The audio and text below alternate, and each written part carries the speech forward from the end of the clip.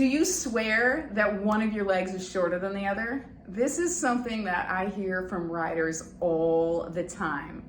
And it's actually very rare to have a true leg length discrepancy, but to have an apparent or faux leg length discrepancy is pretty common. And it has nothing to do with the length of the bones. It has to do with how you're moving your muscles and where you're seeking your stability. So let's say you're right seat bone dominant, which means you're rooting down into that right seat bone. When you get unbalanced, you just root down even more into that right seat bone, but that brings the left seat bone kind of out of contact with the saddle, which leaves your left hip able to flex and come even further off, but in order to seek balance and stability. And so then your leg actually becomes shorter because your hip is flexed and your seat bone is off the saddle, or at least not in good contact with the saddle. So you're kind of crouching over on that left side, it's out of contact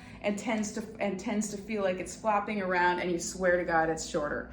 That is not generally the case. Learning how to identify which of your seat bones is your dominant one and create a balanced strategy, or balanced initiating or balanced coordinating strategy when you get unbalanced in the saddle will lickety split lengthen up that leg and create more clear communication with your horse, greater stability, a greater safety, and greater harmony when you're riding your horse. So if you think like a rider, to be able to identify how to move like a rider, you're on the right course.